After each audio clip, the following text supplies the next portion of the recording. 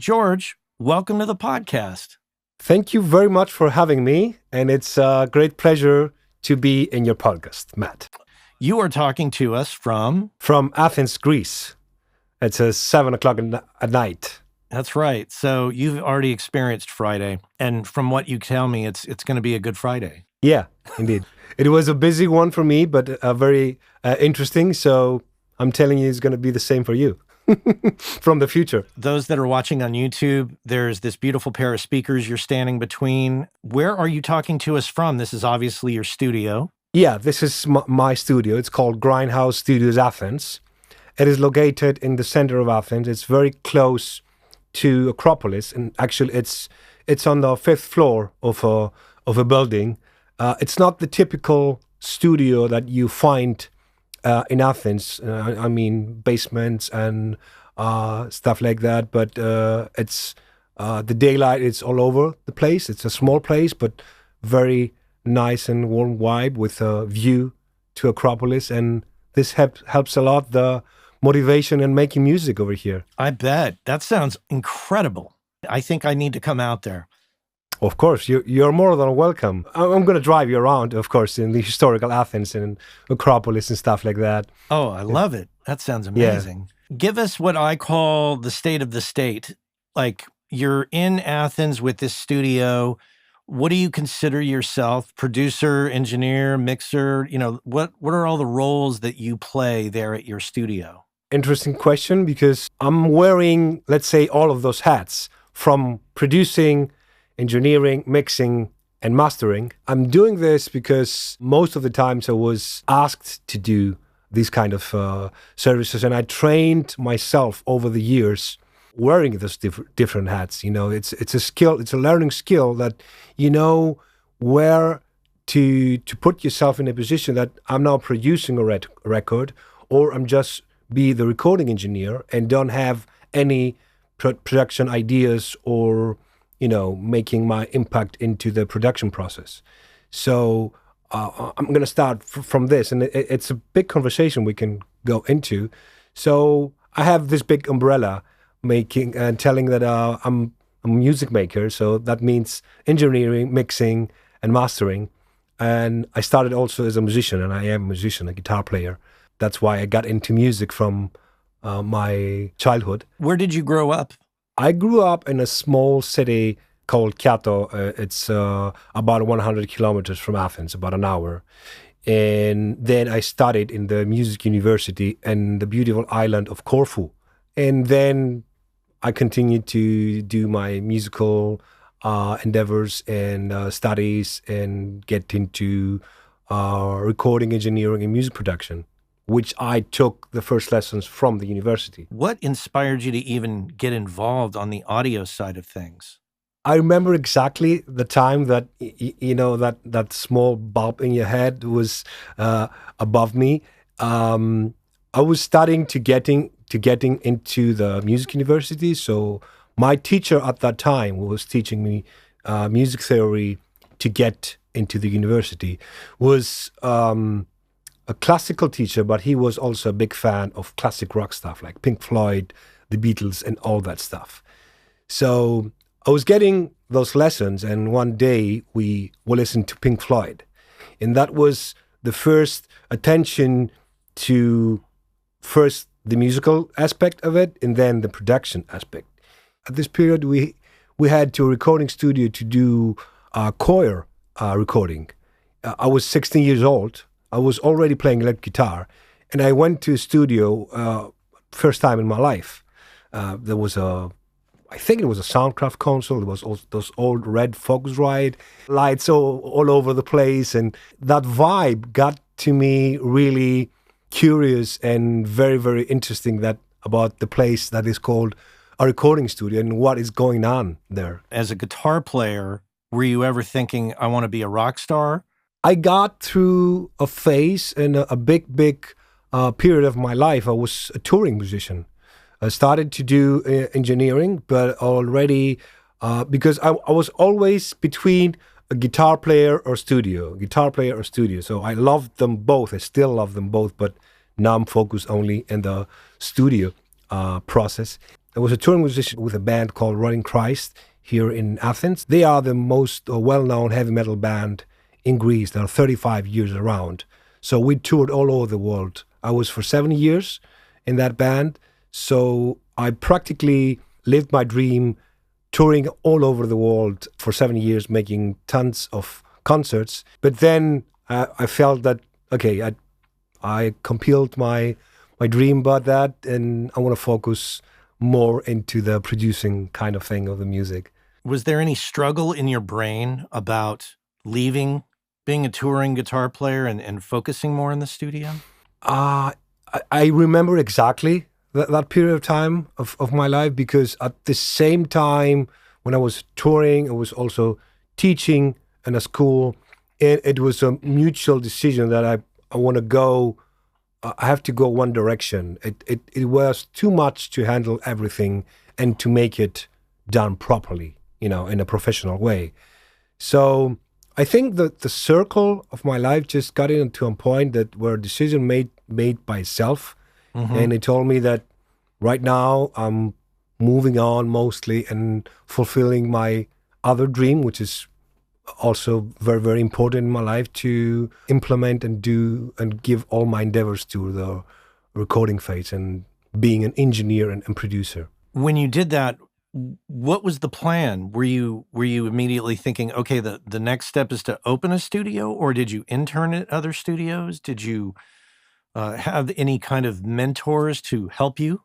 At the time that I was in the band, I had already started doing the studio, because I started doing, home recordings and demo recordings. I was literally a bedroom recording enthusiast at that time. And that's starting to grow year by year. So when I made the decision, I had already started the studio, but it wasn't in the highest, of course, professional level that I'm trying, that I believe it's now. It was also a decision made that to get it into the next level, I have to be 100% on that one. It was very, let's say, kind of obvious to me that I would like to go in this direction. What were the first steps you took to be professional, to take it out of the bedroom studio enthusiast position? What were the things that you did? After doing a lot of demos for local bands and stuff like that, and then I got my first professional rig, my first, serious microphone preamplifier, serious microphone as well. My first speakers were a pair of events, and then I switched to focals after some years. So I'm starting to putting a little bit of money to make it out of the bedroom kind of thing. And year by year, I was evolving it in terms of gear, but also a lot of practicing to make myself having more skills to do the job properly. That's very important, and I think more important than having great gear is to know how to use it and what to do with them, and the aesthetic you have and the vibe you have and what you bring to the table as ideas and in the whole production process. Early on, were a lot of your clients coming as a result of you being a guitar player, people that you met in that world? Yes, indeed. There were a lot of people that I met also during touring, or that they will knew me from my position as a guitar player, and mostly in the metal and rock world. But then through the years, that changed and evolved into something in a bigger audience and different genres as well. I enjoying not doing only metal and rock stuff, but also different genres and more experimental, more acoustic. So it's always fascinating me to be involved in creating good music and meeting people. That's important. Tell me about the construction of the studio that you're talking to us from. I was lucky because I'm in this building and this house, because it's actually a house that I turned it into a studio. So I didn't have the way to have completely room in a room situation, but I treated acoustically the control room. It's pretty awesome treated, and for that speakers specifically. I actually rented as a house and actually started from this place as a bedroom producer.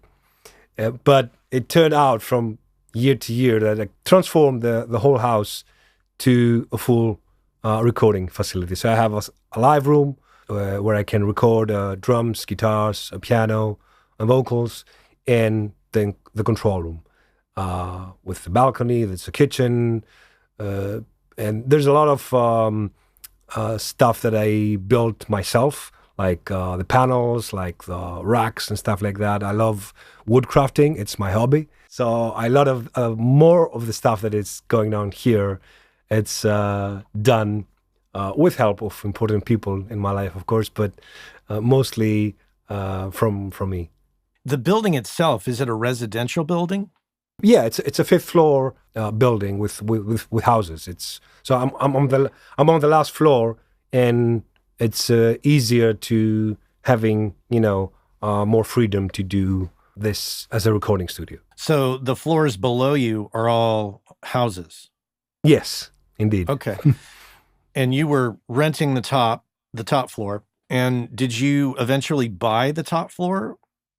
Yeah, after some years, it's my own property, and after I decided that I'm not going to live here, I turned it to a full recording studio. Okay. Was that challenging in terms of, I don't know what the building codes or restrictions are in Athens, but did you have any problems or challenges from the city? No, the only challenge we have 3 to 5 is an hour that you cannot make noise. So I only respect that hour 3 to 5, and I'm not recording drums or loud guitars or stuff like that. The artists that are coming here, working in the daylight, having this relaxing time in the balcony or whatever, is more beneficial, I think, than being in a basement and having a full isolated room, which has a lot of benefits. The whole design is more, let's say, vibey. There's a lot of wood in the whole place. It's important for me to the artist to feel more comfortable. I try to balance between having a full isolated room, and on the other side having daylight and the view and all the benefits that you have here on the fifth floor, and very close to Acropolis. You can have a walk, you have a beer. It's a very interesting and very nice neighborhood that it took the decision to go in that way instead of having a typical basement. And the only restriction is that I respect the 3 to 5 hour that we have here in Greece, that I don't record drums at these hours. An interesting choice of hours. Why 3? And to add, of course, also late at night. I mean, you cannot do noise at 12 o'clock at night. It's 3 to 5. It's the typical, let's say, siesta time in Greece. Nobody does it if you're a working musician or a working employee. But that's by the law. So everybody can just take a nap from 3 to 5. We do a lot of different stuff. We do edits. We have a small break. We're taking a lunch. There's always.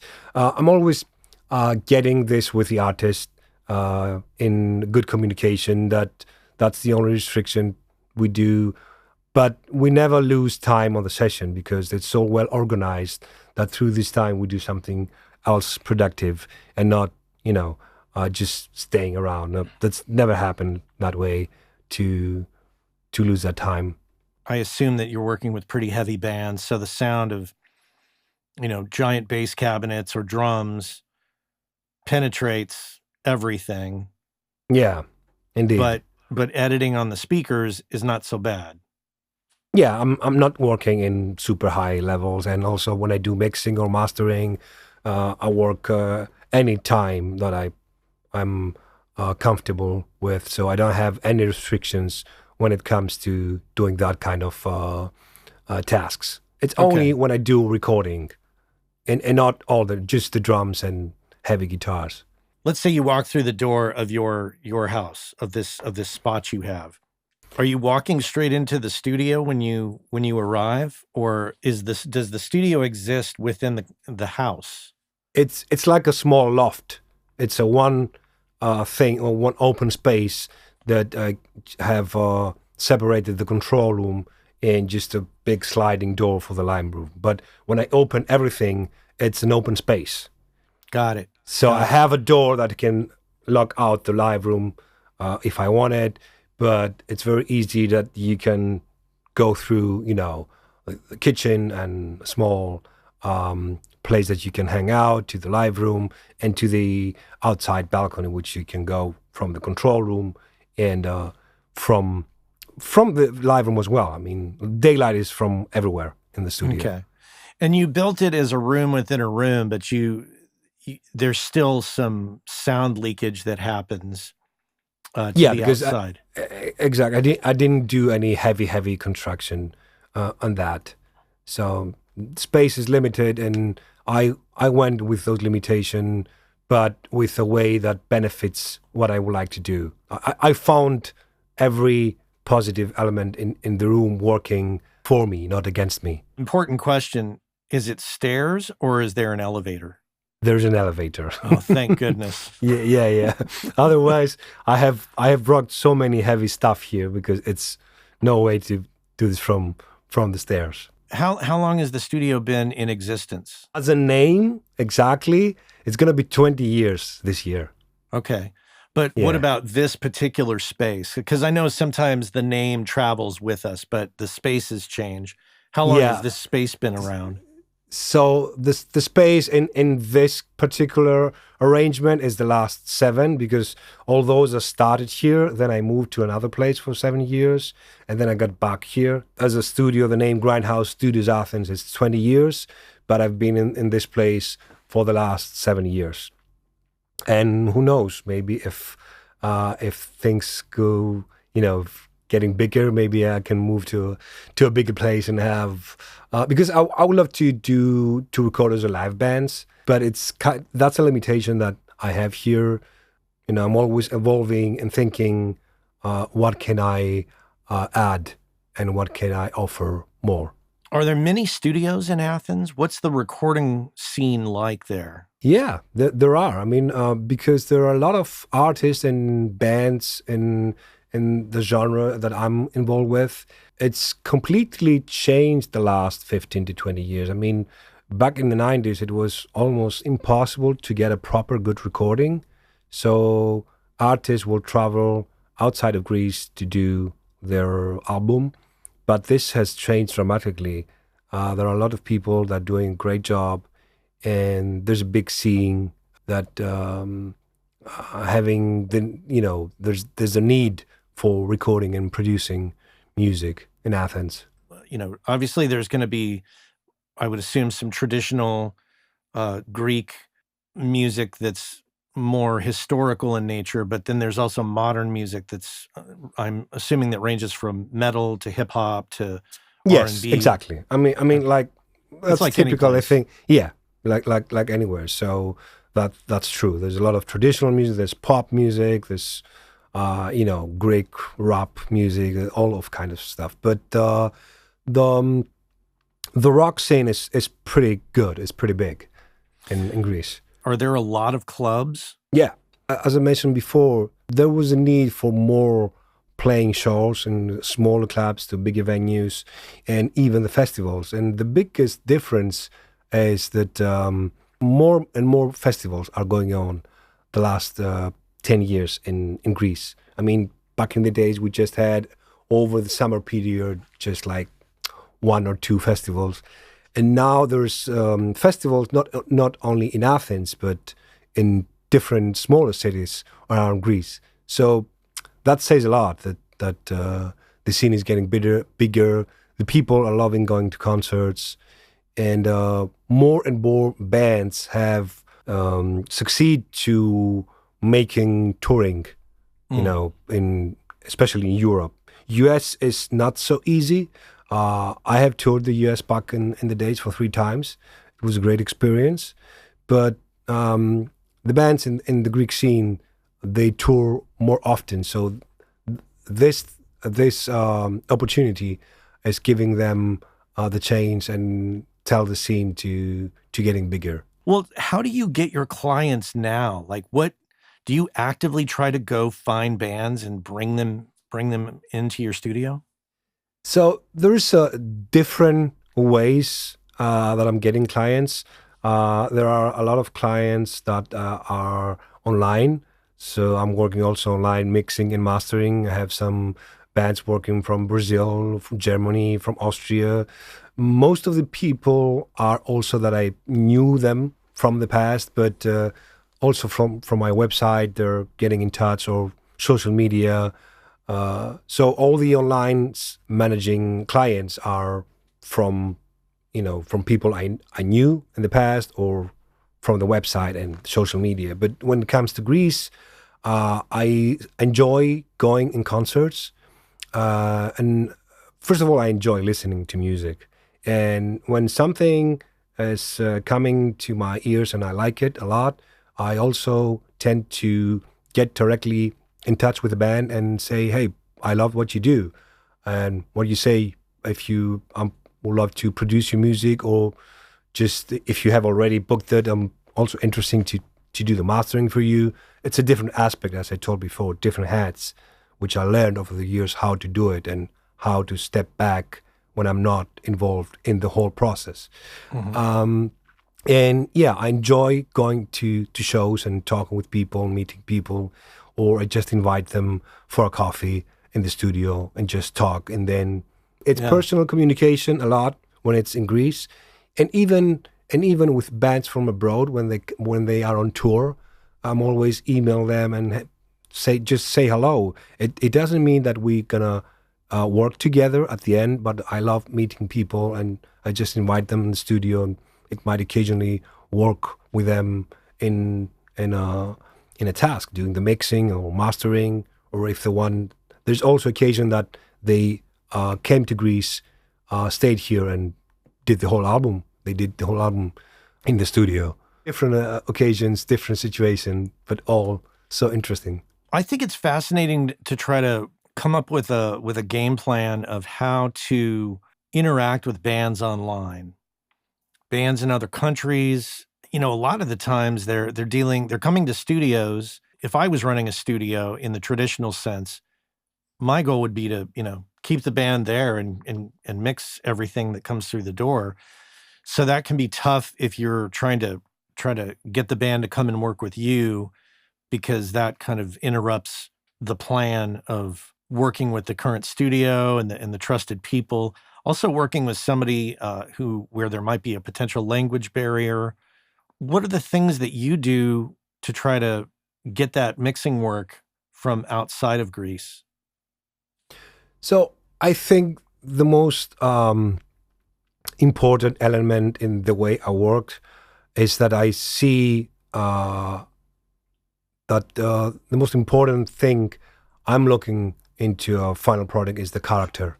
If a band has a specific sound, I believe that it's very important to implement that sound and make it unique, making sounding like them and like Mhm. nobody else. And this is something that, especially also, the whole digital technology has helped in a way, also in a little bit bad way, doing in that direction. A lot of bands they're sounding quite the same, and they have the in also they want to sound the same. So my impact and my what I bring to the table is uh, we are not the same. We're not wearing the same clothes. We're not eating the same food. So every individual has his own voice, his own sound. Of course, you have your references. Of course, you have your influences as a musician, production reference. That's always needed and help me also get an idea what you like. For example, when I do also even on a mixing stage, I'm asking about the lyrics. I'm asking about what the influences of each musician is, what sound do they like individually, what production they have as a reference. So like to get to know them much better from their experiences to have a better idea what they like. And then when they say, "Hey, but we want exactly that sound," yeah, but You have different instruments, you record in a different way, you play different. Why do you want to sound exactly the same? So at the end of the day, if they want exactly that, I'm getting paid that to do that, and I can't do this, and I have done this. The people that are approaching me, they're approaching me because I have the taste to make them sound more unique and having the character that suits to them. In terms of just trying to get them, convince them to come work with you. Like if I was in a band in the United States and you wanted to mix my band, what are the things that you talk about, or how do you approach people to convince them? Do you ever do test mixes or anything like that? In terms of test mixing, I used to do this in the past. I found out that it got to a point that it didn't work out as I wanted to. And and I'm doing this in a way that I'm asking a small amount of fee, and which is deducted from the final process if we agree to work together. One of the biggest, let's say, things that make the bands coming to me is my portfolio, and they can go to the website and listen. What work have I done?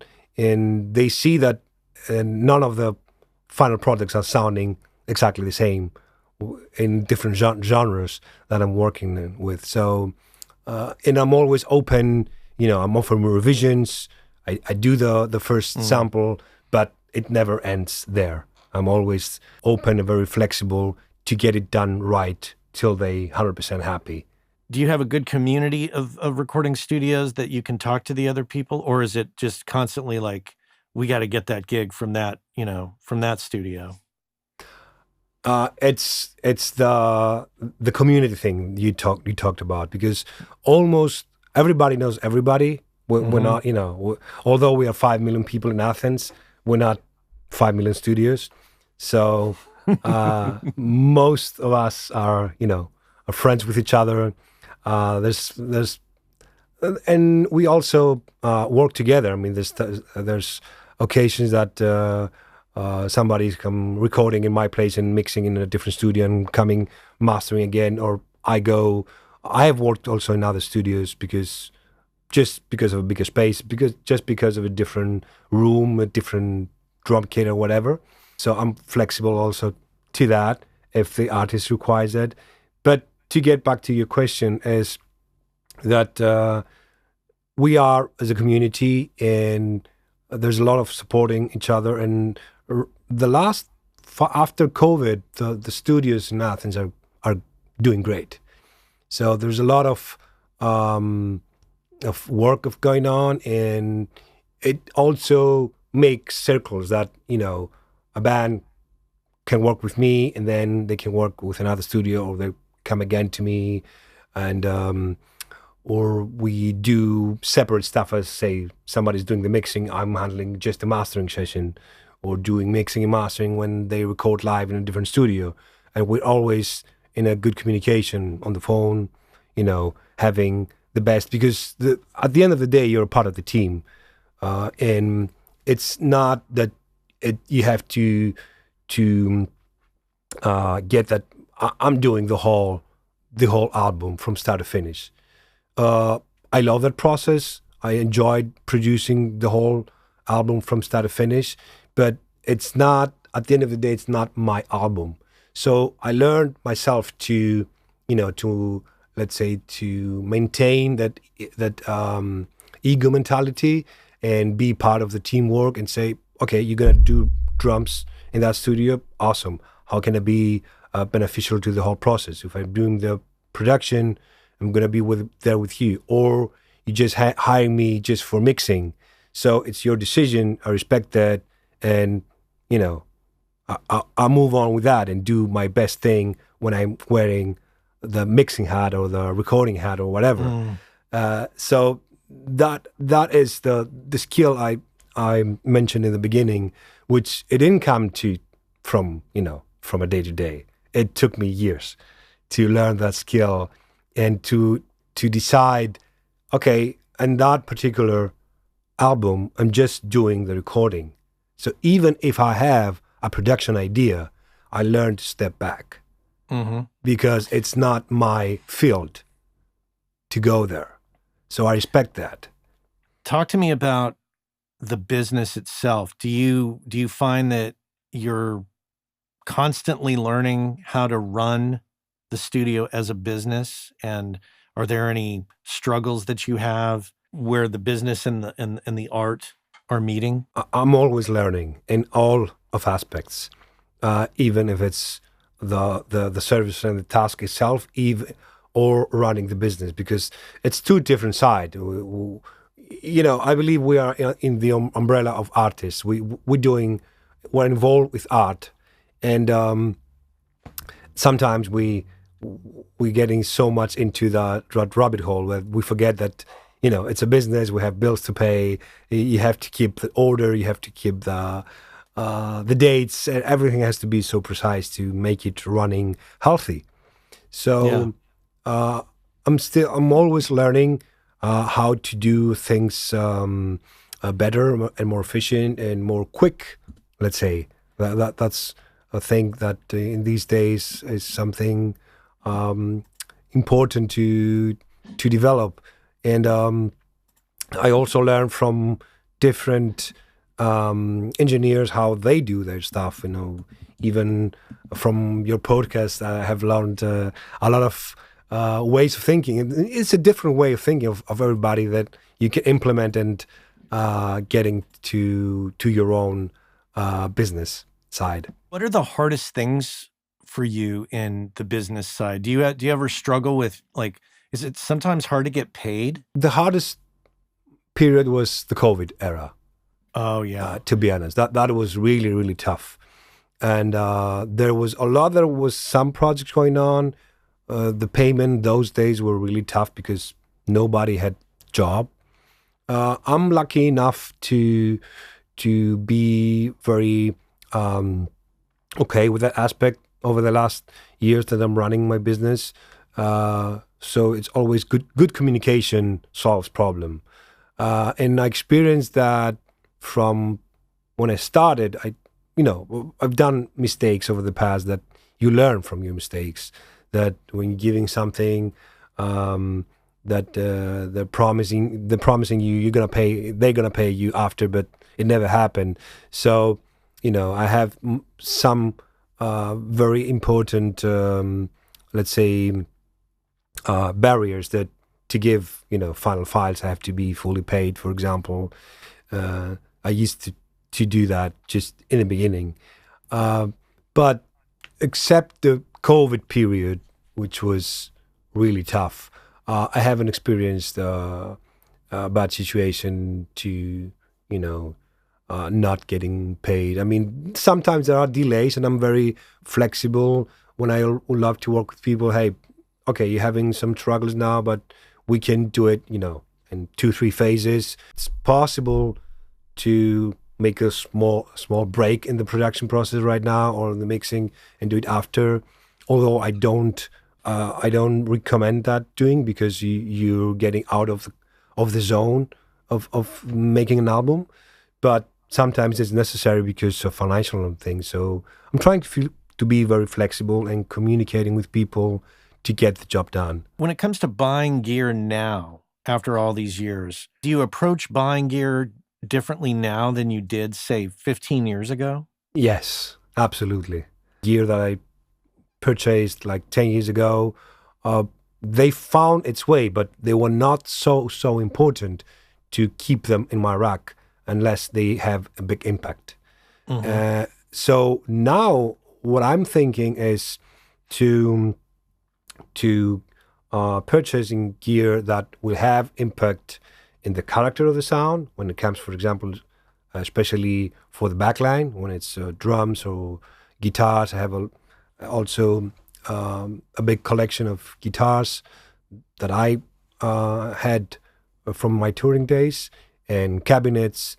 So when I choose what to get is what will implement or getting something different that a musician has already have, for example.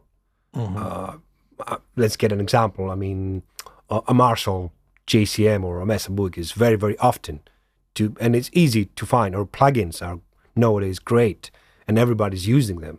So what I offer is something that is not so easy to find, and some rare amplifiers and cabinets to give that extra spice, that extra sauce.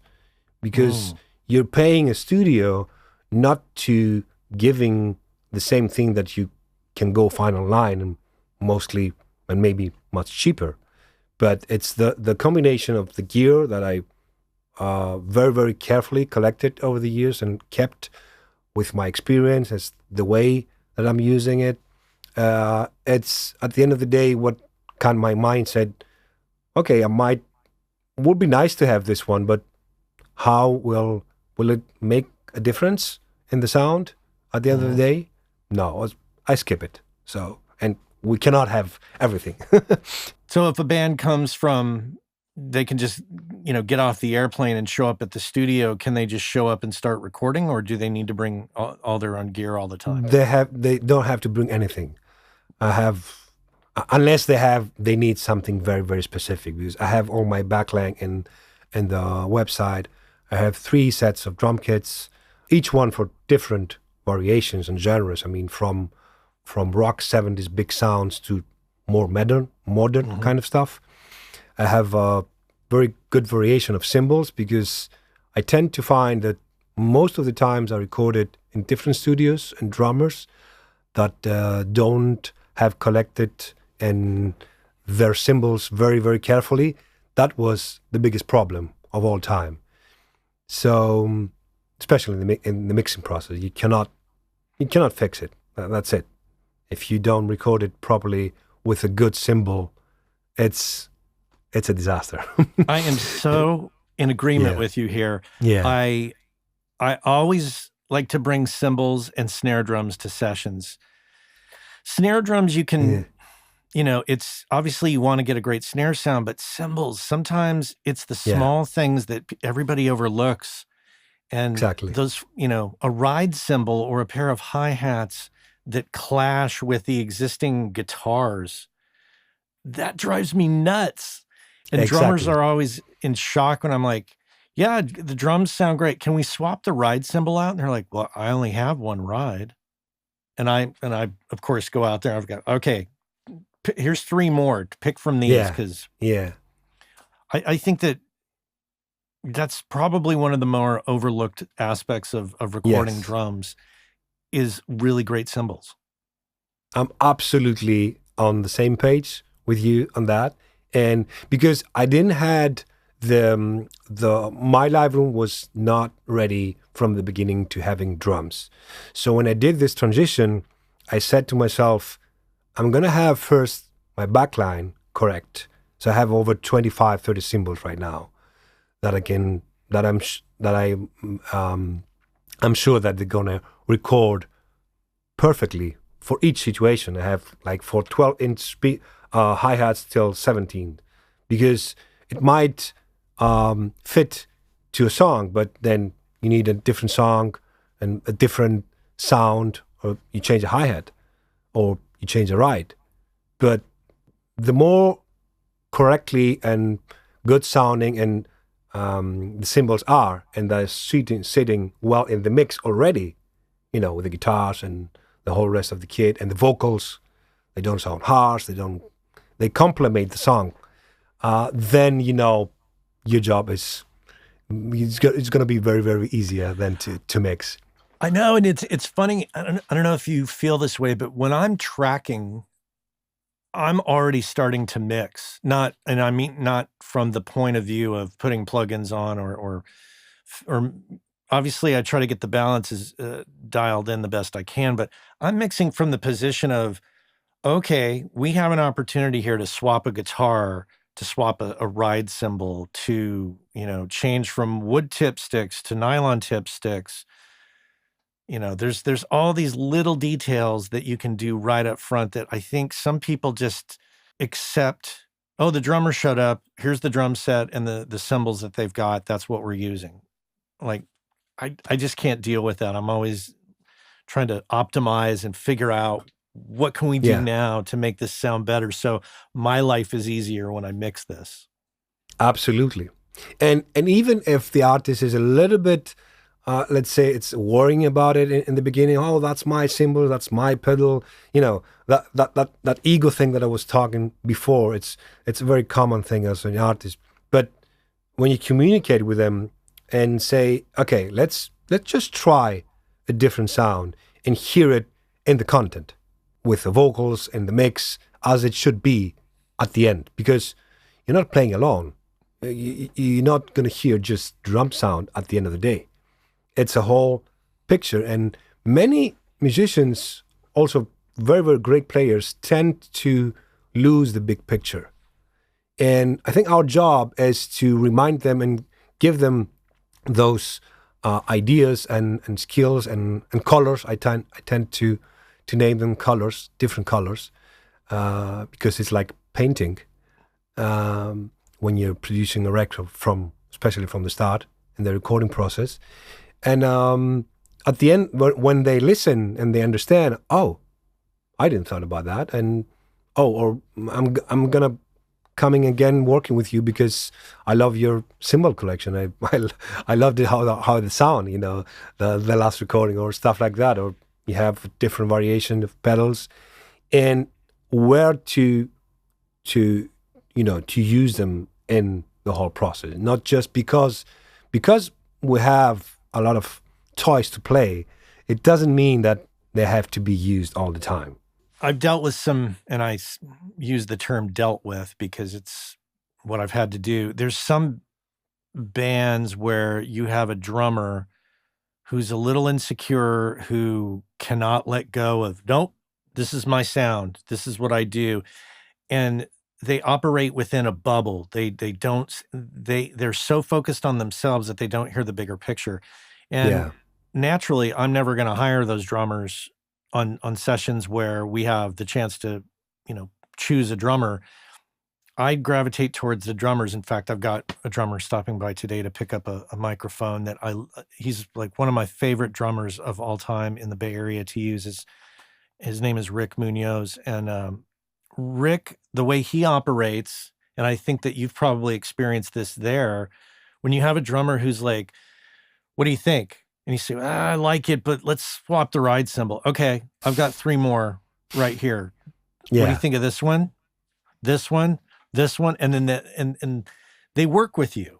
Yes. Because there's a mutual trust of, they know I'm working to try to make everything sound great.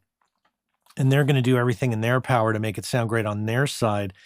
So when I encounter those drummers that put up the wall of resistance, it's really hard. How do you manage to get them into the direction that you feel more comfortable with in these situations? Well, I think your idea of just saying, how you talked about doing it, record a chorus with the band and say, okay, drummer, try that. Okay, now let's record a chorus with this snare drum or this ride cymbal, and come on in and take a listen and let me play you the difference. And usually if you're at that point and there's other band members involved, they start to pay attention. And then they start to influence the situation, and they'll come into the control room and go, oh yeah, oh, that snare drum gets out of the way of I'm playing this arpeggiated part, and the snare drum gets out of the way when we use, this other snare drum or this other ride cymbal. And that's when you can get the other band members to help you sell it. I find that that's the most effective. But sometimes, I've dealt with drummers who, they put their foot down literally and they're just like, nope, this is it. I'm like, all right, I'll work with it.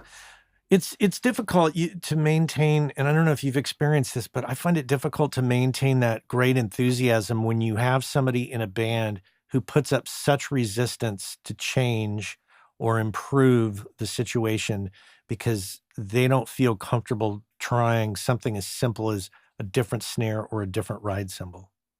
Yeah, I agree on that. And it turns down the good vibe and the good psychology that's going on in the team at this point. And it's tough sometimes because you're not trying to convince them that your idea is better. You're just trying to say, hey, just try a different thing. And if it's not, and I'm always explaining why I'm suggesting a cymbal, a different instrument, or even in a production stage process, let's make the chorus double. I'm always explaining why. Listening from the beginning of the song till the chorus, see how it feels, what's the emotions it brings to you. And the same goes into the choosing the right gear and the right instrument. When I'm choosing cymbals, they might sound darker, but they complement with the guitars, depending on the tuning of the guitars, depending on the vocal range. They all sit together. You have to explain why I'm choosing. And then they're starting to feel a little bit more comfortable with what you're suggesting, what you bring to the table, and say, oh, okay. But sometimes it's really tough. You struggle with people that are very narrow-minded and listening to their own instrument, but no album is just a solo instrument. So have you found that you have to be careful in how you interact with that person? Because if you push them too hard and the tension builds, it's almost like, the kids with the parents arguing. You don't want the parents arguing. You want the parents to have a unified front. yes, You want them to be in agreement so that the kids don't feel the tension. You don't want the rest of the band feeling like, oh, shit, our drummer's not getting along with the engineer or the producer, and I don't know about this. And then it changes the whole feeling of the session. Yes, it has happened. It's really a strange feeling, but at the end of the day, you're trying to make it work for the big picture and for the team and for the band, and maybe you just should just make a break, or we'll try it a little bit later. And another thing is that if they insist that this is what they want, 100%. I'm just saying, okay, it's your decision, it's your music, I respect that. But just to know that in the mix, you're going to have, let's say, a dull sound. Why? Because of that decision. So when you keep the mirror up in front of them, that the decision is so important for the final result, and in the mix suddenly nothing's going to be magic, and you're going to hear Black Album of Metallica. Then you might have a opportunity to bring them to your side, Yeah. Well, and I'll try to think a little differently then. If they refuse to change out the cymbal or the drum, what I'll do is then I'll just shift the perspective and think, okay, if this ride cymbal sounds like completely awful, then I'll shift the perspective. I'll pull the ride cymbal mic out, or I'll just turn it down, and I'll shift the perspective to, trying to capture as much of the cymbals from the overheads or the room mics, so as to not emphasize that ride cymbal so much, as opposed to a closed mic on the ride cymbal. So to give the attention of being more far away, right? Right. So we hear more of the room, and we just hear the wash of what's coming off the ride cymbal. God, we could probably talk for another 2 hours just on the psychology of working with bands alone. I will put a link in the show notes to the studio and any social media from you that you want to supply me. And yes, now I want to come out to Greece. I've never been to Greece, so now I'm like, that you have your opportunity. Beautiful. I know. I have this image in my head that it's all sunny and like an ideal day in Los Angeles, but in Athens. It's a common weather to Los Angeles, actually. But in summer, it gets pretty hot. Now it's really cold, actually, these days. Thank you so much for making time for me and for coming on the show. I don't think I've had any other people from Greece on, so you could be the first. I'm the first one? I can't think of anybody. Maybe I'm forgetting somebody, but I don't think I've ever interviewed anybody in Athens or any other part of Greece. Okay. I'm honored. Great to meet you, and we will have to stay in touch. Of course. Thank you very, very much for having me in your podcast show, Matt. Much appreciated. I had a great talk with you. Thanks a lot. Absolutely. Well, thank you. Take care. Take care.